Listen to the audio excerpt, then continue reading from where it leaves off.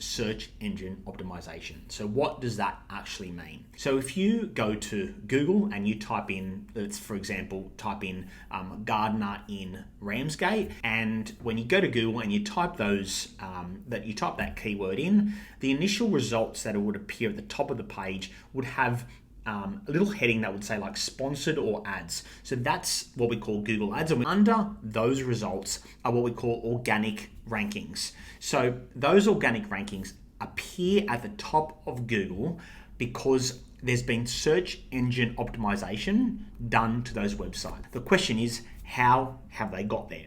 So firstly, based on the business, within the back end of the website and within the code of the website, there are certain keywords that have been used on the back end of the site that relate to what the offering is. So for example, the term gardener in Ramsgate, that type of keyword or phrase has been used in the back end and the code of the website. So that's one way to get your rankings up nice and high. The second is within the content of the actual website, so the words that appear on the website. So you want to make sure that words or phrases that are relevant to what your audience will be typing in, to use those. Be authentic around the content that you're putting within your website. The third way is to write regular content on your website. I would recommend that you do it as often as possible. It just depends on how hungry and how high you want your rankings to be.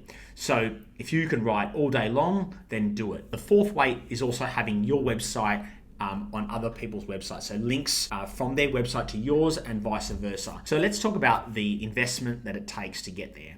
So technically, you can do this with little to no investment in money. So how do you do that? So if you're building your own website, then a lot of the platforms out there allow you to put some of those key phrases within the code of the site without you having to know anything about coding. Secondly, the content on the website. If you're writing the content, then of course you're not paying for that. The content articles that we spoke about, so you can write those content articles, especially with things like ChatGPT now.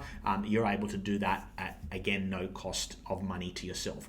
The main cost is your time, energy, and skills. So it's just, again, how committed and willing you are to get those results and those rankings nice and high.